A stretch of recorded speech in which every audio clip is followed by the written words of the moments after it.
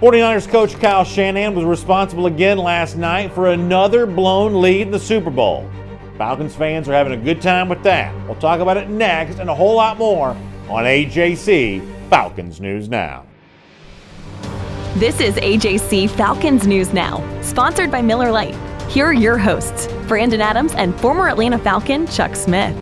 You know, you can call it hating if you want to, but there are a lot of Falcons fans having a very good time here on this Monday morning. Their team not in the Super Bowl, but the guy that many of them anyway wanted to see lose, did lose, and he did a validation of Andy Reid's career. We'll get into that more in a moment. But Kyle Shanahan choking away another Super Bowl lead. Falcons fans had a good time with this one, Mr. Smith. Well, yes, they did, because looking at especially the way Kyle Shanahan ridiculed, the Falcons this week, talked about, him and Garoppolo laughed about it, but it was a fitting end to an interesting story that when you go into this game, you look at the opportunity that Kyle Shanahan had to, change history. Now he added the history in a negative way when it comes to his career. So I've been at the end of losing the Super Bowl.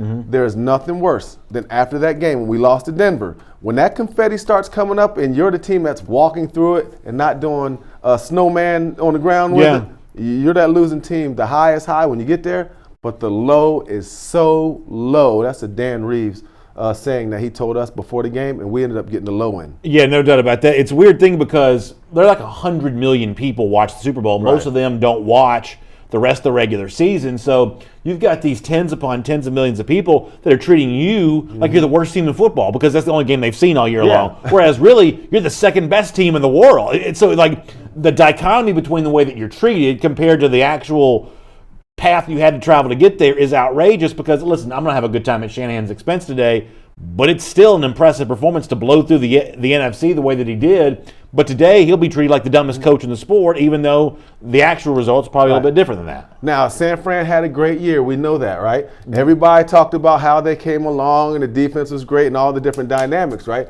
So you get to this game, okay? You're trying to be the Super Bowl champs. You want to be the world champs. You finally get here, and there's you have basically a 50-50 chance. As you've seen, this game was evenly matched. And then what happens is you lose. The team that gets second is forgotten, especially after the first couple years. Because here's my saying I always tell my kids, and I tell everybody else that is involved with me when it comes to coaching or training, number 2 is not a winner. Mm-hmm. Number 2 is not a winner. There's only one winner. And number 2 in the NFL, that team was forgotten in history forever. So when you watch the highlights of John Elway, you see John throwing a touchdown against the Falcons. You don't see them seeing a good play that Tim Dwight did when he returned the kickoff, right? When you watch the Denver Broncos when they beat us in 1998, you'll see Terrell Davis, me trying to tackle him, and he's spinning me around like a turnstile, shaking and baking me. Mm-hmm. Number 2 is not a winner. Nobody talks about the Dirty Birds, right? If we had won, we'd be an iconic team. This San Francisco team is going to – it's almost literally – in your city, they love you because they're the NFC champs. But outside of San Francisco, people are going to forget who the number 2 team was in the next couple of years. No one's going to care except the guys who got the consolation prize. If you want to give an example of how real this is, let me show you this tweet here from Takk McKinley, Falcons pass rusher, who on Twitter was kind of having some fun at Kyle Shanahan's expense. Can we show the McKinley tweet? Yeah, Kyle Shanahan, LOL, Takk McKinley says there. And I think what a lot of this goes back to, Chuck, is we've got some good comments rolling in on both Facebook and YouTube. I'm going to read a bunch of them in a minute. I think what this goes back to is, and you touched on this a little earlier, Shanahan this week just wouldn't own the fact. He just wouldn't own the fact that he should have done things differently in the game against New England a couple of years ago. And had he done things differently, no matter what else played itself out, had he behaved differently, Atlanta probably wins that Super Bowl. Shanahan just would not acknowledge that this week. So to see him wearing the goat horns again, I don't mean capital G-O-A-T. I mean lowercase goat. In other words, the guy responsible for losing. To see him wearing the goat horns again, I think for some Falcons fans, maybe even Takk McKinley would say for him, a Falcons player as well. It's a little bit of just validation on this because this doesn't. What this comes down to is that horrible, horrible dark cloud of the 28-3 and blowing that lead in the Super Bowl. But the fact that Shanahan does that again and blows another lead, not quite as bad, but I'll give you some numbers in a minute that say it's still pretty bad. all of a sudden you kind of move some of that dark cloud towards Shanahan. Right. Shanahan tucked tail and ran out of town, basically leaving the Falcons organization with that mess to clean up, and he was off to his next job. All of a sudden now, though, the reputation from that, the lingering effects of that's now Shanahan's burden to bear a little bit more, and Atlanta can kind of give some of that over to Shanahan now. Yeah, he's added fuel to the fire because think about this. When this happened, no one took responsibility. That's so right. when you look at this big cloud, Shanahan, because we're talking about him right now because it's topical, right? Yeah. But when you look at that entire 28-3 debacle, no one's taking responsibility. Yeah. No, I mean, I'm just saying, no one's come out and said, you know what? I agree. Hey, that's my responsibility. So Shanahan, he never came out. But here's my thing. I don't expect Shanahan as the assistant coach formerly of the Falcons to come out and say, hey, that's my responsibility in the Super Bowl. Yeah. So I understand, fans, we want that. But because, look, he wasn't on the defensive side of the ball. We know if he would have ran the ball, we would have won. But the people who should have taken responsibility, that just added more to what? To the fuel to the fire now. But now, what do you say now? Who are you going to blame? It's all on you. But what I like what coaches do, I like when coaches tell the truth. When they say, you know what, it's my fault. I didn't make the right plays. And listen, it's funny, coaches do that all the time in the regular season. Right. But in the Super Bowl, no one has taken responsibility. Shanahan made a mockery of the Falcons the week before. Tack McKinley and the Falcons were listening. Because now, even though Tack wasn't there, he's still a Falcon. These are my guys. Right. And again, Atlanta has somewhat of a rivalry or a hate, right, towards Kyle Shanahan. Kyle Shanahan is one of those coaches now that when you think of the guys that come through here or people that have come through here, it's a negative vibe, and he'll never get that same respect. People will never like him ultimately that are hardcore Atlanta Falcon fans. I think that's right. Let me get a few of the comments here. Drew Williams says an AAU coach would have known better than to blow a 25-point halftime lead, run the ball, and run the clock. Lisa Spears says, I'm happy for Andy, happy for Mahomes and the team. He lost our playbook talking about Kyle Shanahan and didn't want him to win. Kyle has plenty of time, and hats off to the 49ers. If it's Shanahan, it'll be a flat-billed hat. Rise up, Falcon Nation's going to be back in the big dance and win. I got to say, Shanahan, it's a good coach, but he's one of the reasons my city doesn't have a Lombardi, and that's why a lot of folks are reacting strong today. Lisa, you're right about that. B, can I say something real quick? Yeah, by all means. We need to stop that blaming Kyle Shanahan for everything now. Yeah. I mean, you understand what I'm saying? You got Devontae Freeman pick up a block. All right, Matt Ryan causes a fumble. But let me just talk about defense. This to me, there are mistakes along the entire board. Yeah. All right, everybody talks about, well, the Falcons, the D-line, they played too many plays. They played 90 reps. Well, they played 90 reps because they wasn't doing anything pass rushing. So Kyle Shanahan has nothing to do with the amount of reps. Yeah. And I'm not defending Kyle Shanahan. I'm talking the truth as I see it. The D-line, everybody says, man, they were so tired. Because they wasn't getting no sacks. If I get sacks and get off the field, I'm not tired. He had nothing to do with coverage, right? He had nothing to do with he had to do with the play calling on offense. Again, I agree with him. He had nothing to do with defense. So for everybody to truly blame Kyle Shanahan, you're kidding yourself. Yeah, that's fair. to truly bad hold by Jake Matthews at one time too. To blame him for everything. Now I understand he has a role in that. But, to completely blame this guy is absolutely ludicrous. Victor Rashawn Phillips says, glad Mahomes won the MVP. I am as well. I think it's been an amazing start to Mahomes' career. I think that some of the hype for Lamar Jackson during the season, unanimous MVP, things along those lines, some of that hype for Jackson now seems misplaced. I'm not saying that I don't think that Jackson's on his way to a great career. I think that he is. But I think that Mahomes did not play great last night, really until the fourth quarter. But I think Mahomes shows you that he is both the present and the future of the quarterback position in the National Football League. And I've been as guilty. Some of y'all talk about Lamar Jackson. I talk about Deshaun Watson as a guy that I think can still be a quarterback on the rise. I think Mahomes showed you last night, though, and he's shown you during this playoff series, this sequence of playoffs here in the month of January into the Super Bowl last night. This is the guy. And if you want to play that position in the National Football League, or if you're a team that thinks of yourself as a Super Bowl contender, you're playing for stopping Pat Mahomes. You're playing for limiting Andy Reid's offense. You got to have one. I know Mahomes has said that he feels like they can be back in this position year after year after year. With Mahomes working with Reid, how could you not feel that way? Young receivers. This is, I think, the start of something that's going to have to be dealt with by the rest of the NFL. Well, I definitely think so because it starts at quarterback. They got the best quarterback now in the National Football League. He is number one. But back to what you said about Lamar Jackson, I agree with one thing on as far as from a quarterback standpoint. I like Mahomes better. It is what it is. Plus he's got the ring. But I'll tell you something that takes away a little bit of the luster of Lamar Jackson, the way he lost, the way it went down. You know what I mean? Really blitzed.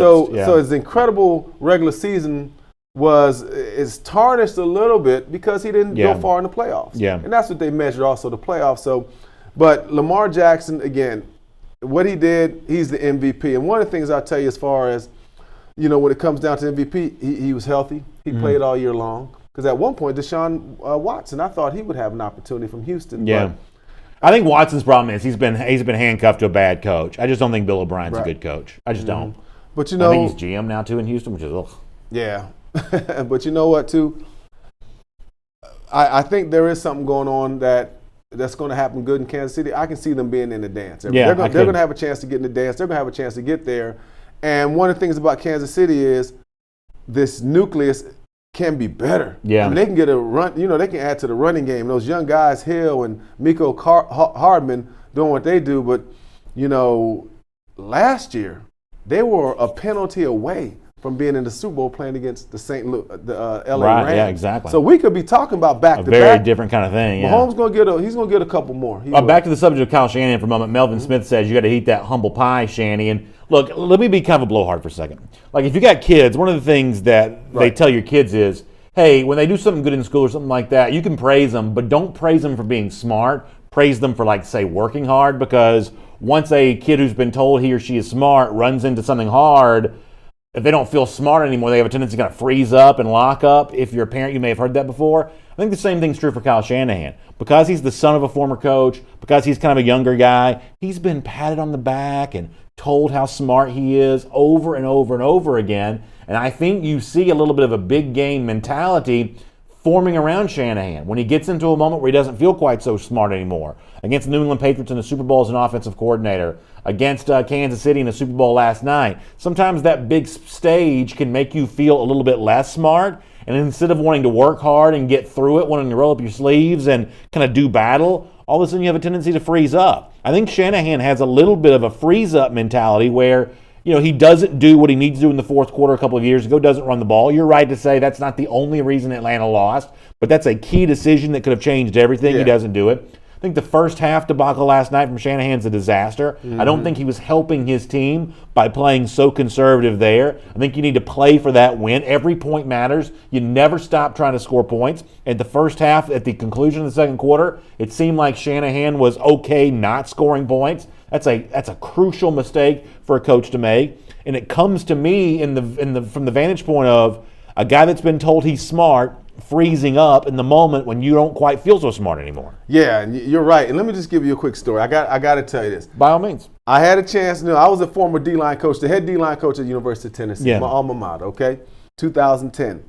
Now, we're playing against LSU, and this is real. And I'm not trying to be a coach again. I've learned I'm not built to be a coach. There's too much pressure, too many things that go into being a coach. Me, the player, is different than me, the coach. Right. It is what it is. You like the kind of coaching you do now. Yeah, and me, just me and me as the football player also. Now, as far as nothing affected me. But so we're playing against LSU. Okay. And this is somewhat of at the time was a big time debacle. We're playing against LSU, so we get to the end of the game. This is the era Derek Dooley was our head coach first year. So we have a chance to have our signature win. It's goal line. LSU has the ball. We're on goal line, right?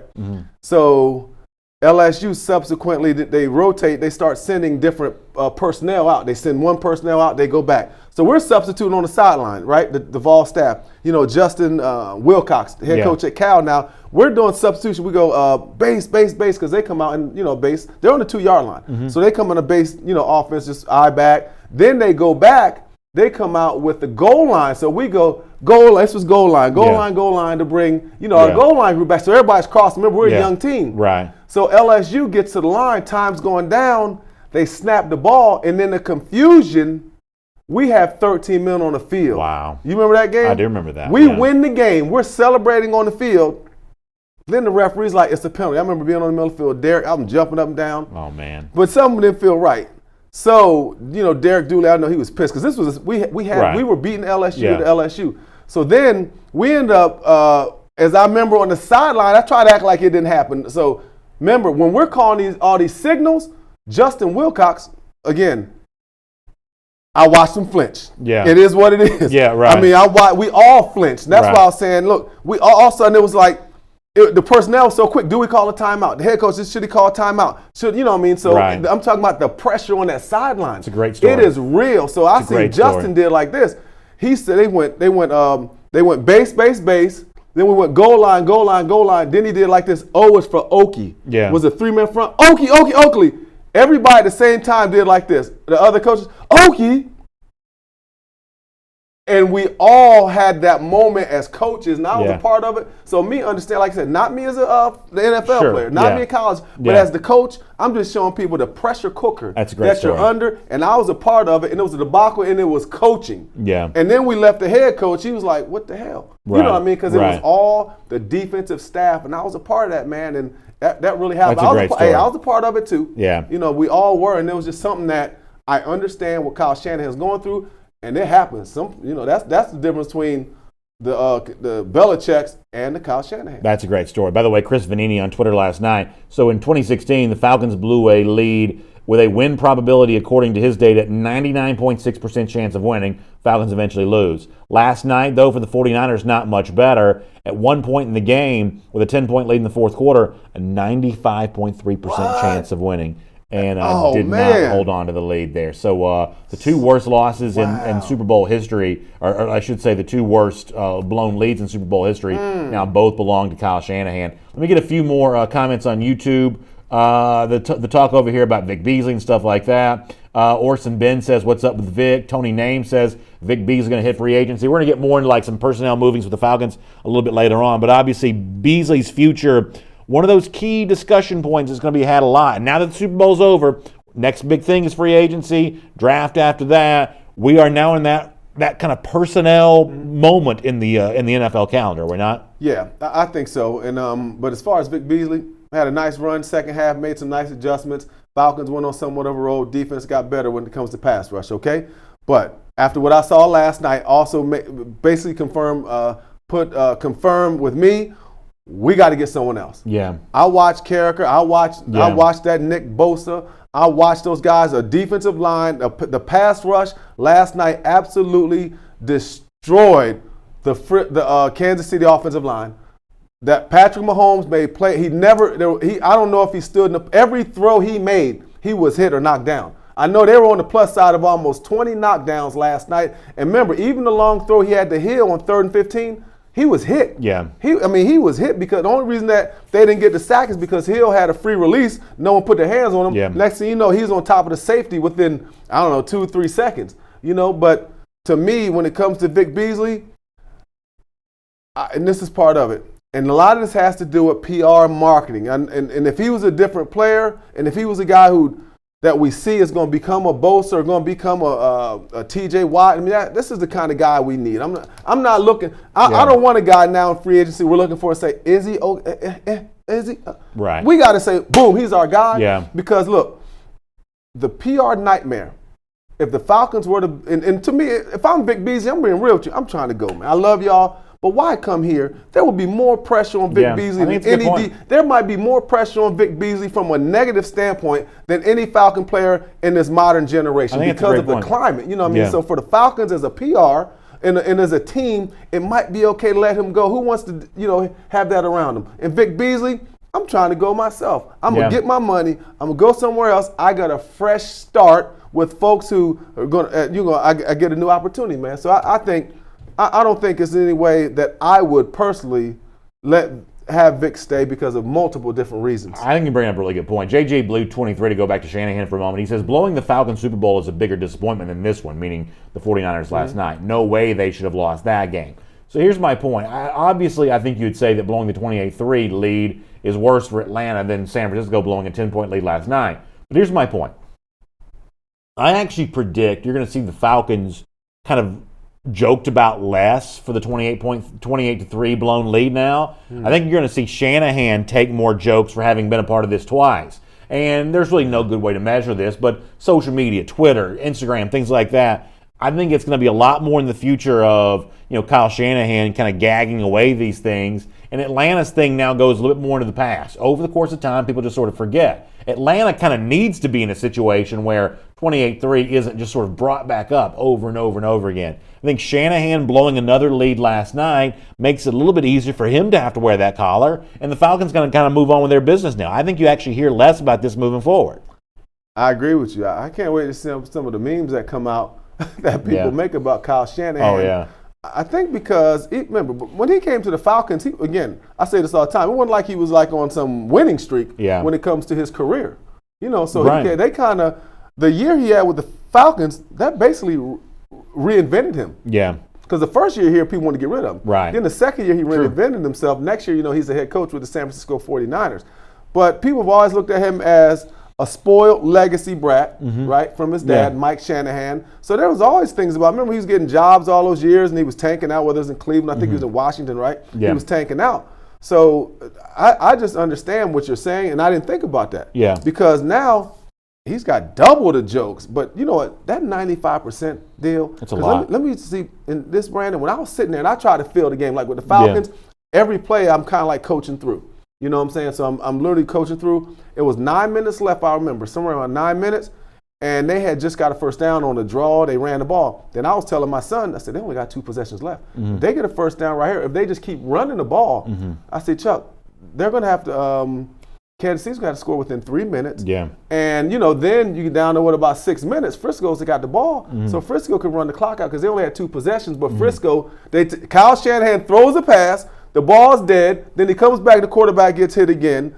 And then next he gave Kansas City a break. Yeah. Instead of this time, he should have ran the ball again and trusted his defense. And then things wouldn't have went bang, bang, bang so fast. Well, let me give you a couple more comments. PFT commenter, kind of a funny guy on Twitter, says it was a smart move by Kyle Shanahan not building a Super Bowl lead the first half. That way he can't be accused of blowing it later on. So people are already having a good time with him at halftime. Bill Barnwell, respected guy around ESPN, says those back-to-back plays by Garoppolo, meaning they're at the end of the half, even if the second one doesn't count, just a reminder of how bad Kyle Shanahan mismanaged this.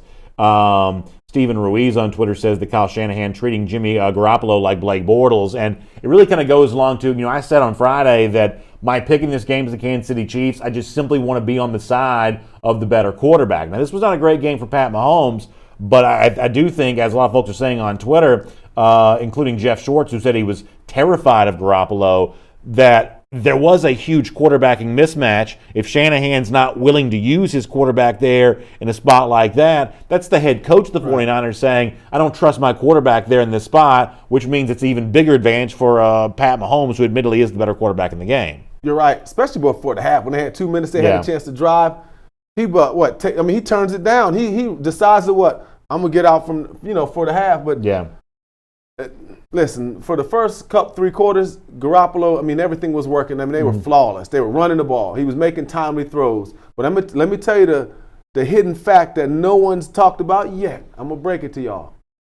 They double-teamed Deebo Samuel, and that changed the game. Yeah. They stopped playing Kittles over the top. You notice that Deebo, they took him out the game. They had reverses for him. He was catching balls out of the slot. You talking about a steal, Deebo Samuel's unbelievable. Oh, yeah. But they started doubling Deebo. So remember, there wasn't anyone open. So they started what they did. They was pressing Kittles at the line, knocking the hell out of him. Remember, he didn't ball last night like that. But instead of keeping the safety over the top on Deebo, they kept the safety on Kittles. They kept the same safety, put him over the top on Deebo Samuels. Yeah. And that's what killed him. Very interesting. All right, let me do a couple more comments. It's AJC Falcons News Now, sponsored by Miller Lite, the official beer of the Atlanta Falcons.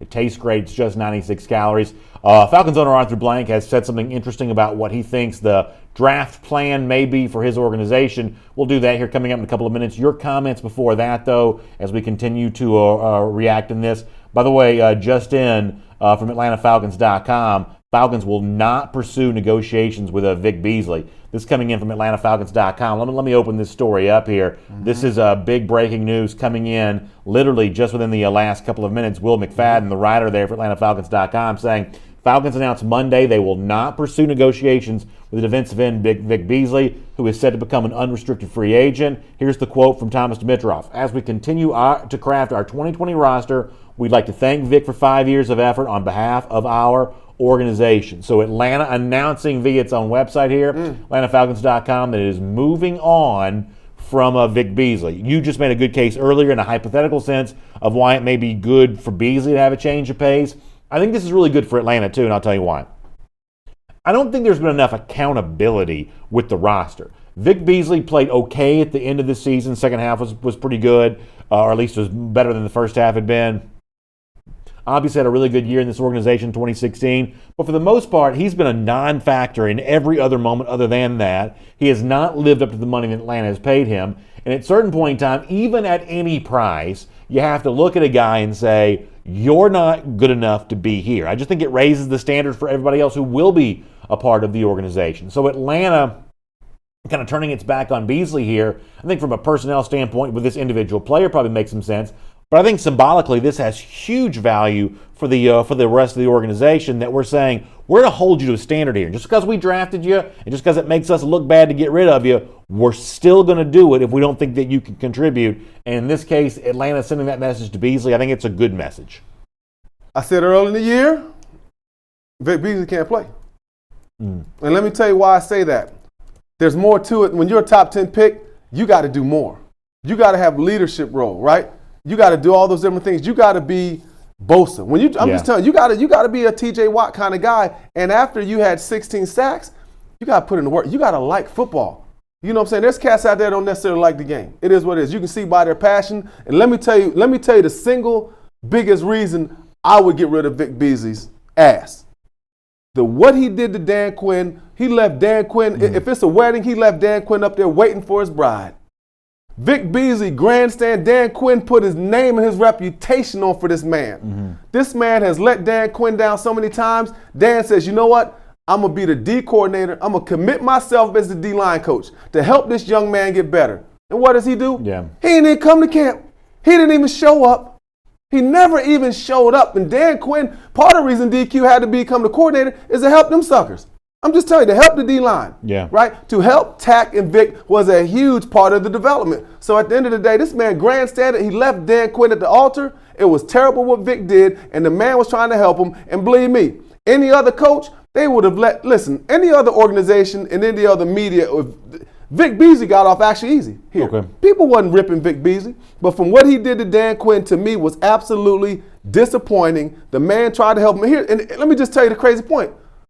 Vic wasn't doing shit out there, man. Oh, sorry about that. Yeah. I'm sorry about that, y'all.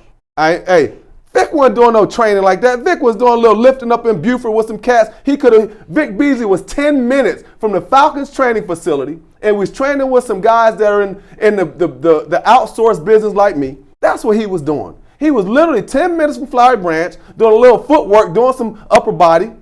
Vic Beasley wasn't working on the pass rush, man. Vic Beasley was literally at his house, working locally, because he would go to these other gyms. He'd do his footwork. But Bud Dupree was coming to my gym. All these guys coming to my gym, bro. All these top pass rushers was coming to my gym, putting it in. Vic Beasley avoided pass rush like the plague, man, and you get what you deserve. AJC.com, D. Orlando Ledbetter got a story up about the same thing, the Falcons not pursuing Vic Beasley. Quote from Beasley at the end of the season to D-Led. He says, it's been up and down for me. He means the year. Wish my numbers would have been where I wanted them to be, but I can still continue to improve. I've got a lot of areas to work on. I'm excited. I'm at peace. I'm going to continue to work. Then he says, this is Vic Beasley and D-Led story from AJC.com. We'll see when the time comes. You know what I'm saying. Right now, I'm going to enjoy this offseason and take it a day at a time. I do think it's true what you said earlier that a change of pace could benefit, or a change of, scenery could benefit him for his career somewhere where he has a little bit less pressure. He's not the formerly high draft pick, formerly high-paid guy. He'll be somewhere else, seemingly on probably a bargain contract. But for Atlanta, I think it makes a lot of sense to kind of move on from this as well. Got to be a dog, man. Yeah. Last night you saw dogs. And to me, Vic Beasley, you can train all you want, but you got to be a dog, man. You got to want it. You got to have the passion. You got to uplift your teammates, man. You got to put in the effort in practice. You got to do the little things. Yeah, no doubt about that. So we'll continue to follow this story. Vic Beasley, the Atlanta Falcons have announced. And I think it's good they're announcing this way because obviously, for the most part, they're going to play it coy with their pursuit of guys like Austin Hooper, Devondre Campbell. We would be left to wonder what this means for Vic Beasley here as well. Atlanta today saying, at any price, we're not interested in Vic Beasley anymore. We want to move on and go in a different direction. And I think that's a good thing all the way around for the Atlanta Falcons here. I think that's a very, very interesting scenario. So we'll see where it goes. Indicator list on YouTube also talking about middle of the first round as maybe a place that you can target that pass rusher. I guess it just kind of comes down to, given the guys that you think are going to be available there, are you getting an impact player at that number 16 spot? It's not a place you can't get an impact player, but we know there's going to be a collection of defensive line type guys, pass rush guys that go, at least in our mind, well before 16. So you're left to play a guessing game of who will be there for you.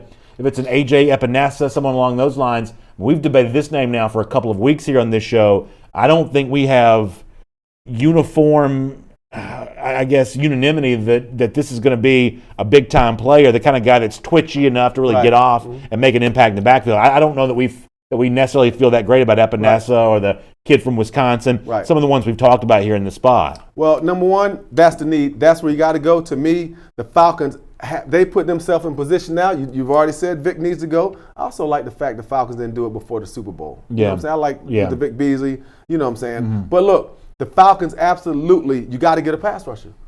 At that number 16 is going to be a pass rusher. I would be now shocked. And let me tell you why. It's not as much about Vic Beasley. We already know if Vic was still here, we still need a pass rusher. So if Vic's void, if Vic was still here, we still need a pass rusher, right? Yeah. And let me tell you the single reason why the Falcons have to. It's Takk McKinley. It's because Takk has been hurt every year. Takk was on injured reserve. Takk has, now the dog and all that stuff, Takk McKinley. But the moves and all that stuff ain't Takk McKinley. So what has to happen for Takk McKinley in this offseason, you got to develop finesse, explosive movement. You can't be a power guy no more because power guys it doesn't work really well when you got bad shoulders. When both shoulders are bad, you're going to stay hurt because every time Takk bull rushes, he's always off balance, falling on the ground. Yeah. So they have to, it's imperative because think about it.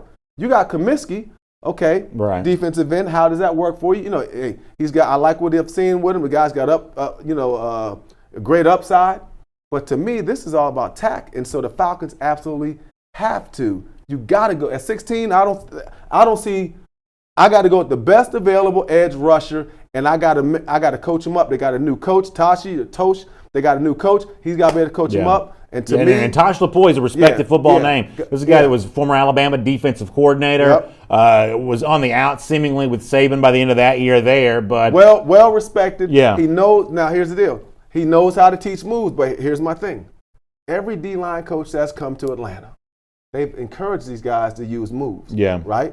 These guys know, look at all the guys around the league. It's not exactly like there's not a blueprint for sacks. Yeah. The guys got to also take hold of it, and that's what Takk has to do. Well, let me read this from Tony Russell on YouTube, who says Tack's a one-trick pony. He's a bull rush. Too stiff to bend around the edge. I'm not sold on Takk. This is his make-or-break year. So I understand where Tony's coming from, and Chuck, your opinion on this is going to really hold a lot of weight here. I guess my point is I view Takk differently than Vic Beasley. I have given up on Beasley being the impact player that you're supposed to be after a promising rookie season being drafted really high. It's still too soon to give up on Takk McKinley. Right. Tony in our YouTube comment section calls it a make-or-break year. I'm fine with that description, but the idea that we know it's going to be break as opposed to make, I think it's still too early to tell. There are some things from a body language standpoint that I don't always like from Takk McKinley. I don't always love his social media stuff. He's had weird interactions with reporters. There's some things about McKinley off the field that I haven't always loved. But the idea that he could still develop a move, become a player, assuming he's healthy, I think that door is still open for Takk McKinley. So appropriate to move on from Vic Beasley and give up. Too early to give up on Takk McKinley yet, though. No question. Takk McKinley, right now he's got some developing to do, but I'm not giving up on Takk. Again, I didn't give up on Vic for years either. I thought Vic could do it because let me tell you why. I thought Vic was going to be a smart pass rusher. Now I'm assuming that Takk McKinley's going to be a smart pass rusher. Now what a smart pass rusher does, they do moves and they imitate the greats. Yeah. That's all I'm saying. So Takk McKinley has an opportunity. You see what Vic Beasley didn't do, right? But then you look at the guy who's still playing, who gets sacks, Adrian Claiborne. AC keep working because why? He has a move and he can rush. Mm-hmm. You look at last year, AC was coming, right? But Takk McKinley, man, I'm not giving up on Takk, but Takk got to get it cracking. Yeah. Here's another thing. Here's one thing I will say about Takk, and I will say this. I had a chance a couple years ago. I think it might have been Tack's second year. I was out there in Flowery Branch, was out there with Q, showing love, just doing a little work, right? So after practice, we just all standing there. It was Takk, Crawford standing there, right? So I'm teaching, start just talking about the cross chop, so we just jumping through, not serious work. Yeah. Vic walks that way. Tack stood right there and was asking questions. They're smart pass rushers, and I'm going to leave it with this. They're smart pass rushers, and they're dumb pass rushers. Let me get this right for our viewers. Not dumb people in regular life, dumb pass rushers. Smart pass rushers do what the great ones do. Smart pass rushers use signature moves and they get sacks. You know what dumb pass rushers do? Dumb pass rushers never do anything. They do the same things that the guys who don't get sacks do. They don't use no moves. So every year, them dumb pass rushers come to my gym. You know what they say? Man, I can't get my hands right. Well, dang, you've been saying that since you was in Little League. The neighborhood park manager, the dude from Stone Mountain told you to get your hands right. The guy in college told you to use moves. So this stuff been going on and on forever and ever, but you got dumb pass rushers who every year say they going to get 10 sacks and they don't, and now become a smart pass rusher, Tack McKinley. So Dalla DiBiase on YouTube says, if you're not drafting dogs in the defense, you're going to get soft and be pushed around. Now, it's not my place to say one way or another. And by the way, that's the Falcons on Twitter announcing they're not pursuing those negotiations with and then somebody came in and said, "What's your source on this?" And he says, "Literally us, the Falcons," which is very, very funny. Very, very funny. But anyway, it's not my place to say if Vic Beasley was a dog or not, and that's obviously a compliment in a football conversation. You want to be a dog. You want to have guys who are dogs. I'm not questioning if he's a dog. I said you got to be. You got to be a dog to be a pass rusher. No doubt. And also, and that's what Dalla's saying here too. And relating to Vic Beasley, I'll say this: you got to love the game. Yeah. Back to you. Right. So here's my question: to go along with what Dalla's saying here about you got to draft those guys who are dogs. Can you tell before they get to the NFL? Can you notice it in college? Can you notice it in a pre-draft workout? Because obviously, it'd be like if I come over to your house and have dinner at your house, I can be on my best behavior for a little while. But if I lived there, you'd start seeing things about me that are a little bit different. The pre-draft process can be the same way. It's easy to sort of like button up, shape up, and look the way you're supposed to and talk the way you're supposed to ahead of that draft because you want to get paid. But once you get that contract, do you relax? How do you tell pre-draft if somebody's a dog or not? Well, I'll tell you how you tell. What they do is when they do advanced scouting, they go in and talk to everyone. They go and talk to the coaches. They talk to relatives. I'm going to tell you the person that's most important they talk to the janitors. Wow. The janitors are the people that you're going to see who the players are when no one's looking. So it's a draft pre-process that they do. They evaluate. Then you look at film. Here's a good one. If a cat pushes you and smack you across your head, do you respond? Or do you look at the coach? I mean, do you run to the ball and absolutely try to dismantle people? Now, let me just talk about from a Vic Beasley standpoint. Look, man, when Vic came out, there were always things about Vic Beasley that were questions as far as passion of the game, right? But everybody looked at Vic. Listen, the Falcons, they got enamored with he's fast. Yeah. Vic Beasley ran a 4.51. He benched 225, 35 times. The guy's absolutely a test freak. But I can run straight, but can I run sideways? So to me, everybody defines great athlete by the ability to run fast, run straight. Nick Bosa ran like a 4.8 something. Yeah. Right? Vic Beasley is lightning fast, right? Yeah. Vic Beasley is like Von Miller fast. Right. So to me, it comes down to the ability here when you look at Vic Beasley, all the things, but the Falcons got enamored. Remember, it was all speed back then. Yeah. Remember, you understand what I'm saying? Right. So that aspect, but like to answer your question also, you can hustle the combine. Yeah, hustle the coaches.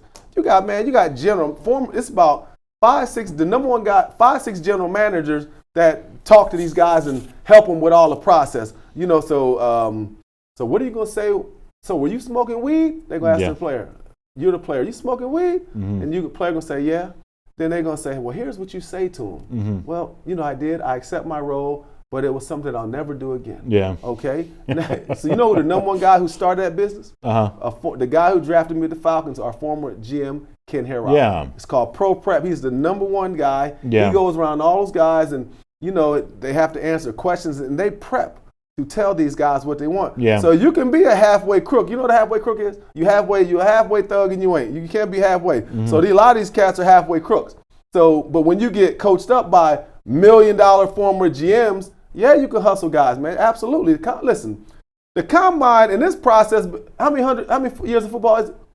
It's 100 years of football. It's 100 years. It was 100 years. Listen, the combine ain't changed. Listen, you can go back to the 50s when they were trying guys, but since the modern day combine has been here, man, it's like stealing. You can put a Band-Aid over and have a scab underneath. They won't even know. We're going to talk about some different stuff in a minute, but I do want to get one more comment here. Luke Billingsley in our Facebook comments, I just lost it. I got to pull it back in a second. But he was asking, given the fact that Tack has been hurt, does that make it a bad thing to let Vic Beasley go?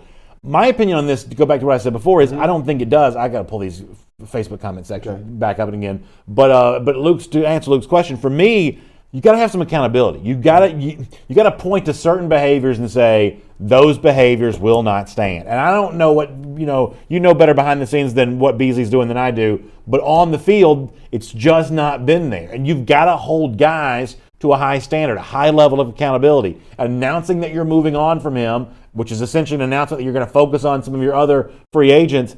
That's the kind of thing that I think it just sends a good message about the culture of your organization. Here's what's going to be tolerated moving forward.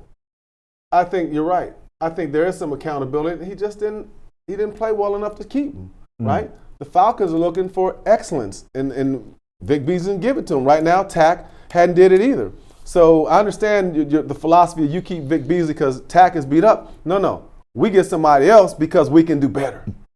The philosophy that I have, I got to manage my situation till I can get in a better one, right? Yeah. So if you're an NFL player and you're an NFL coach, the coach is thinking, oh, I got to manage this, right? Oh, he's on his 5th year of his contract. Oh, I got to manage him till I can get better. The Falcons feel like they can do better, and I absolutely think they can do better. Absolutely. It is AJC Falcons News Now, sponsored by Miller Lite. That's the former Falcon Chuck Smith. My name's Brandon Adams. By the way, I mentioned before, D. Orlando Ledbetter story up right now at AJC.com on the decision to move on from Vic Beasley, what Beasley said about his own status in the past, and a whole lot more. You can get that at AJC.com. But the way to get the most in-depth Falcons coverage is by becoming an AJC subscriber. Now, when you go to this website, subscribe.ajc.com/Falcons News Now, you're going to see a variety of choices for your own AJC subscription, whether you want the daily e-paper sent right to your device, or if you want a combination of that and Sunday home delivery, or if you want the paper delivered to you there at your house each and every day. That choice is available for you too, no matter which one of those you choose. As a special thank you to you for being an AJC subscriber, you get this officially branded Atlanta Falcons cooler. Of course, the AJC is a proud partner of the Atlanta Falcons. One of the ways we show that is with this cooler, and you can have it as a special thank you when you go to subscribe.ajc.com/Falcons News Now, and you become an AJC subscriber. So a lot of news going on here. Falcons make it official. They will not be pursuing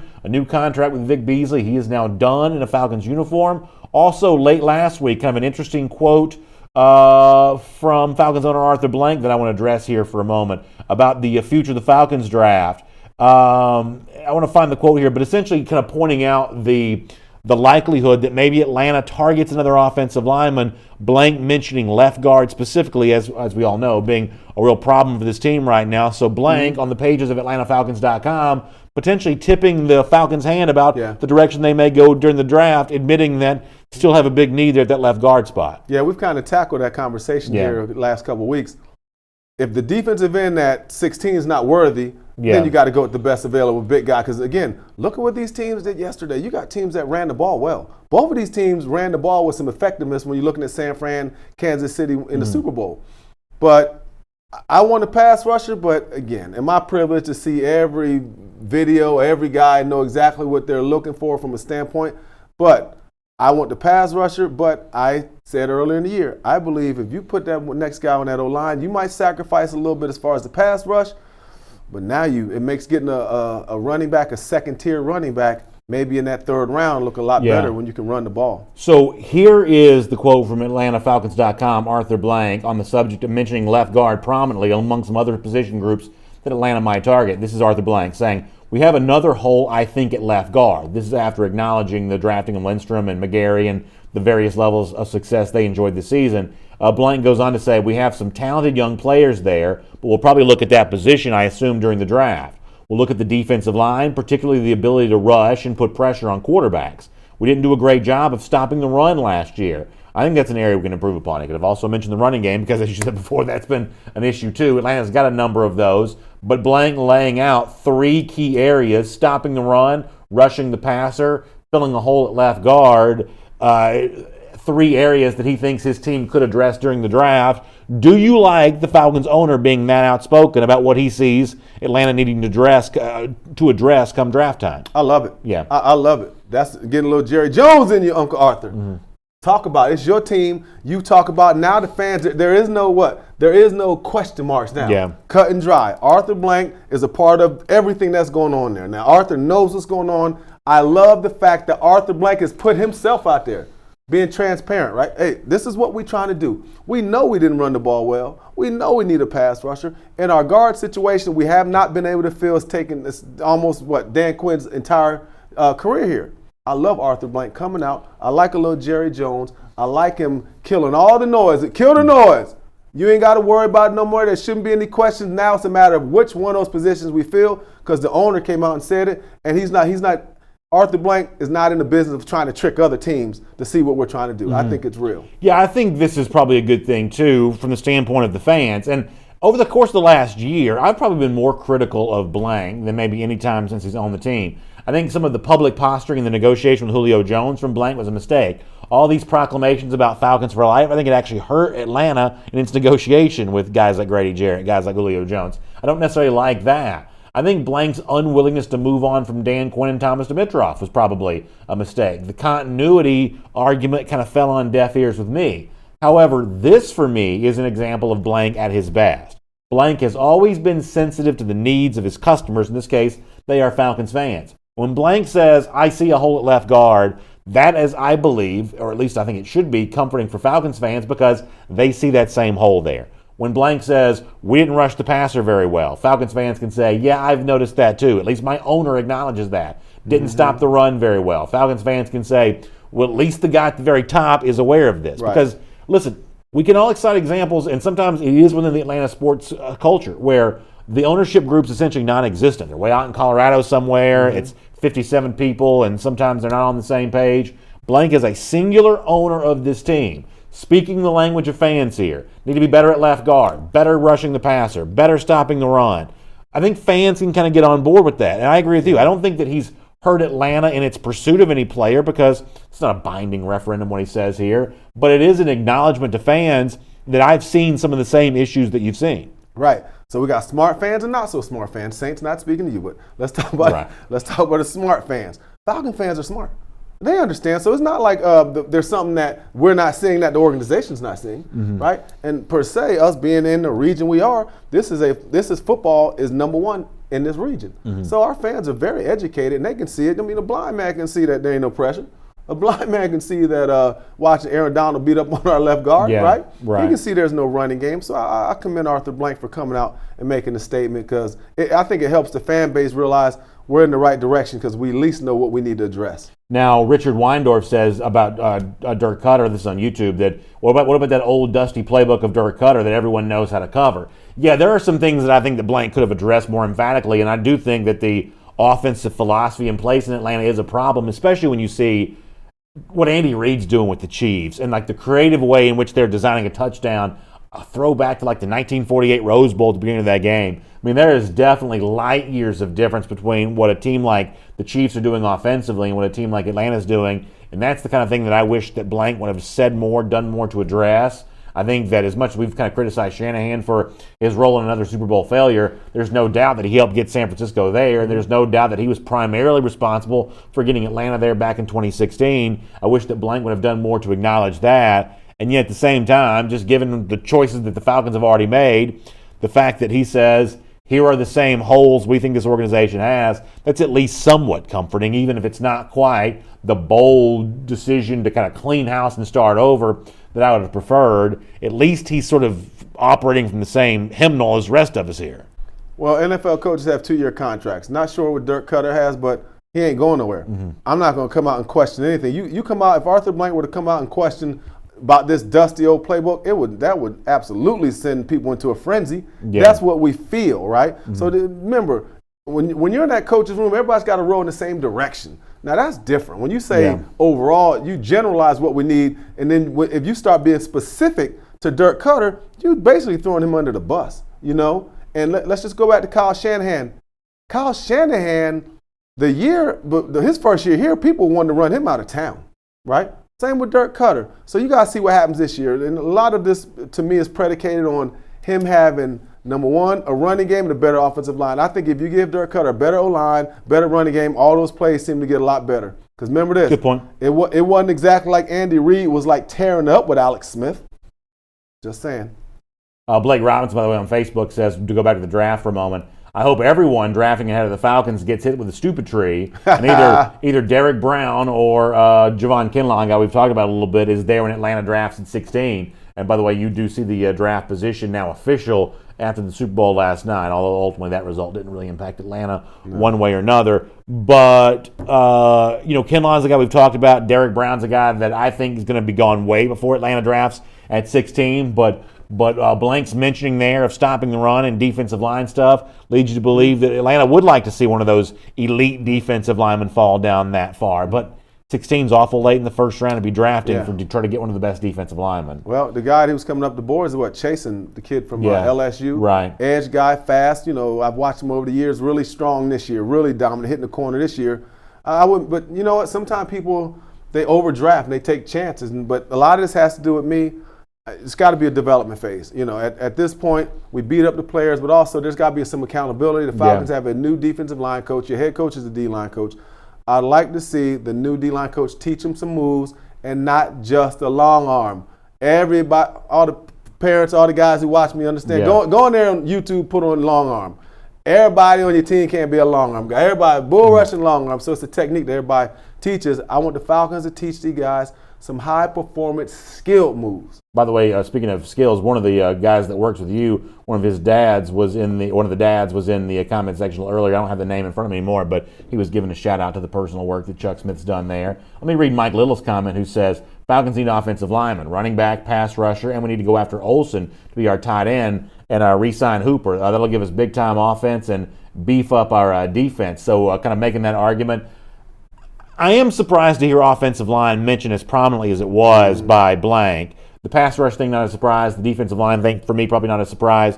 But to mention left guard as prominently as he did. Now, this was in direct response to a question about the offensive line. But just given the fact that Atlanta spent 2 first-round picks a year ago, one of which you had to trade up for, on offensive line, and I have a hard time imagining those 3 picks in the top 55. I have a hard time imagining Atlanta going offensive line with one of those 3 picks, just given the fact they just did so much of that a year ago, but I've obviously been wrong before. Well, one of the biggest storylines that we're not talking about is the offensive line and Matt Ryan getting hit. Not the offensive line, but that Matt Ryan got hit. Matt Ryan has been one of the most sacked, beat-up quarterbacks in the last couple of years. So I wouldn't be surprised if they went offensive line, but I hear what you're saying. But think about this. Let's move forward. Now, you got Alex Mack. He's the senior guy on this offensive line, right? We don't know how many years he's got left, but he's still playing at a high level. Now, how many years does Matt Ryan really have? I don't know. But now you get a running game, but now you get an offensive line, you have a chance. So to me, it's the Indianapolis philosophy where you get this great offensive line and you can survive. Yeah. You can put anybody back there. So to me, if you make the decision to go the best offensive guard in the game, you solidify them forever. You sacrifice a little bit on defense, but to me it has more to do, not as much the fact, Brandon, that they drafted high with the offensive line. It has to do with me. We've been drafting for years. These defensive players got to step up. To me, it has to do with the Deidre Sanats, the Comiskys, now the tax. Grady does what he does, the free agent pickups. The Devondre Campbell's, if he comes back, Deion Jones. So the same thing you're saying about the O-line, I'm saying about the defense. You got Trufant, first rounder. You got, what's the other corner? Oliver. Wasn't he a second rounder? Was he? I think so. But look, you got more high picks almost on defense than offense. The offense. So I think the defense, they need to look at that the same way, because I wouldn't have any problem with guard, because now you got an offensive line that the next 7-8 years, you keep them together. Cohesiveness is big at O-line. I mentioned the exciting offense the Chiefs run. Timothy Knight says you can't run the majority of those plays. He means those Andy Reid plays with a 10-year vet like Matt Ryan. I'm assuming that's because Ryan is perceived to be less athletic than Pat Mahomes. But it's not like Mahomes was running for 1 million yards last night. He had some rushing success, but this wasn't a big day for Mahomes running the football. I'm a big believer that while we see really athletic quarterbacks paired with really smart offensive minds, Lamar Jackson with Greg Roman, for instance, Andy Reid and Eric Bieniemy paired with Pat Mahomes, we see some examples of that. This idea that smart offensive guys don't want to work with quarterbacks like Matt Ryan. I don't believe that's true. I mean, go back and look a year ago. We were all over Sean McVay. I mean, Jared Goff is a little bit athletic, but it's not like Jared Goff is Pat Mahomes in terms of his athleticism either. I mean, I think that there is still a place for the pocket passer. There's still a place for what Ryan does well. I don't think he's been an offensive system that has used his skills well. I mean, in fact, the thing that proves this maybe more than anything else is the fact that Kyle Shanahan used him to such a great success going back to 2016. Right.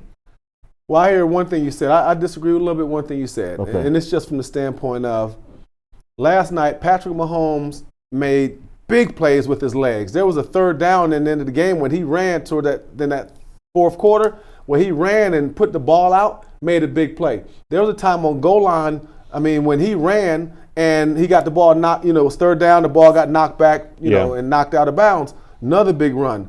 Then he scores the touchdown, right, on the option play. Mm-hmm. So those are three instances where the movement helped him, whereas, Matt Ryan is who he is. Now, to me, it's not a fair comparison. I mean, look, we already know Matt is not a running quarterback. But last thing I want to say is this. I'll tell you the difference now in the new era. I'm going to say this again. Go back and watch the film. The new era and the old era. The new quarterbacks gots to run. And I put a gots in there. The reason why? Did you see them Predators last night? Mm-hmm. Did you watch San Francisco's defense hunt him down? He was beat up. I remember it was like he had 11 knockdowns at one point. And listen, this is why Pat Mahomes is an MVP. This is a quiet MVP because this is the stat that people really look at. He ran and made crazy throws. He was out of his pocket. He was out of the pocket. He fought for everything he had. So to me, what defined last night was those hidden yards where he had to run. Yeah. He was thrown on the run. So even on the 3rd and 15 to Cheetah Hill, he got hit by Nick Bosa. So in a game like that, a quarterback that can't run last night, the Chiefs would have lost that game, and it would have been San Francisco, and it would have been the D-line that swallowed them up. Getting short on time, but I want to read one more comment. Tyron Davis asks a good question. He says, given the success that John Lynch has had as 49ers general manager, should Atlanta look at a former player as its next GM? I think the point about Lynch is actually a really good one. Lynch was former broadcaster, former player, had a very successful run here as 49ers GM. Watching him last night, and they kept showing him on the luxury suite during the game, I guess I was kind of thinking that the pool of potentially successful general managers is now a lot deeper and a lot wider. If a guy like Lynch, who's not really a personnel guy by background, as the commenter said, former player, guy you pluck from the broadcast booth to be a general manager, if that guy with limited experience can succeed in the job, and by all indications are Lynch has been successful, then maybe other guys should be considered. Yeah. I don't just necessarily mean for pushing Dimitroff out the door here in Atlanta. I mean just across the board in general of who can be a GM. I think that John Lynch has kind of shown you in San Francisco that maybe it doesn't take decades and decades worth of personnel experience to be able to be a good, successful GM. The 49ers have clearly had an example of that from a guy that had really very little experience before they hired him. Man, that's an old kind of thought process in the NFL that former players can't do it, right? They have to put in the time. Look, man, most former players know more football than these head coaches and these position coaches that there is, especially the GM. So the best example is this, former NFL player Mike Mayock. Mike is the most brilliant guy ever, but Mike Mayock is a former player, right? Lynch is a former player. And I'll never forget this. I forgot one year when the Falcons one year the Falcons had an opening for the coach. I remember Deion Sanders said, I want to be the coach. Now, Deion, at this point, could not be the head coach at the time of the Falcons. Yeah. But it was the thought process, what he said. Why can't a former player be a coach? Mm-hmm. Why does he have to go through all these, because he's put in the time. Your playing time and learning, this is a different era. Guys are learning, they're smart. You understand what I'm saying? The NFL is behind 50 years, right? Because the coaches that are in the NFL, they love that kind of philosophy because they're saving their jobs. The NBA gets it right. Mm-hmm. The NBA will get a guy right now that he ain't, because he's a player. They Mark Jackson pulled from the broadcast booth, becomes a coach, Steve things like Kerr. that. Look, there are guys all around the NBA. You know what I'm saying? Yeah. But there's no doubt. Let me tell you a guy who I think is going to be a GM one day, going to be a bad hombre, Louis Riddick. Okay. Played with the Falcons. Smart. Listen to how he talks, but them guys, I love what they do. And look at even John Gruden. He wasn't a coach. He wasn't a player. He was in the media for forever. Mm-hmm. He jumps right back in the game. They have a bad season the first year, what's to be expected. Last year, they almost made the playoffs. Mm-hmm. It can be done. Let's finish with this. Another story from AtlantaFalcons.com that kind of got my attention. It was a Q&A with one of the writers, Matt Tabik, and the subject of what if Atlanta drafted a replacement for Austin Hooper? Let's say it was Randy Moss's son, Thaddeus Moss from LSU. I've said this a million times, and I think last night's another example of this. Kelsey for Kansas City, Kittle for San Francisco. Even if we say that Hooper's not quite in that same class, both these teams in the Super Bowl last night showed you how nice it is to have a really capable tight end. So I think last night's game was an argument in favor of Atlanta re-signing Austin Hooper. But if you can't do that, replace him with a guy like Thaddeus Moss in the draft. Seems like we talk about a lot of LSU guys, but replacing him with a guy like Thaddeus Moss, how that sound to you? I love it. I like Thaddeus Moss. He's a receiver. He's cutting that same mold as the other guys. I like it. I mean, I like Hooper again, but it's funny. It seems like something could happen in this situation because it's not exactly like people say we got to have him. He's not a Falcon for life. But I think Austin Hooper is relevant, but I love to have Randy Moss's son now. Yeah, listen, I think the announcement made about Vic Beasley today, in a weird way, is also about Austin Hooper. This is saying we're not going to focus any attention here, so we're going to focus more attention over here, and obviously you expect Hooper to be a big part of that. Doesn't mean Atlanta and Hooper come to terms, but what has been a slow process up to this point in time, Hooper said in the past that he's had really very little contact about his contract whatsoever. Falcons themselves even admitting they haven't done a lot of this pre-Super Bowl. Super Bowl's over now. They make a big announcement today. Some movement in the direction of Austin Hooper. You got to think, and maybe Devondre Campbell as well, but you got to think that's the next domino to fall. Well, no question about that, Austin Hooper. But you know what? Listen, relax, Hoop. Just step back a little bit. There are things that are being moved. You know, they moved Vic Beasley. I'm sure they're going to try to restructure some contracts. So it don't happen when you want it to happen. The organization controls the cards, controls the narrative right here, okay? Yeah. So they either going to give you the money or not. But guess what, Austin? You're going to get paid. You're going to be a multi-millionaire. You're going to be able to have the boat. Everything's going to get better. The wine's going to be better. The new car's going to be better.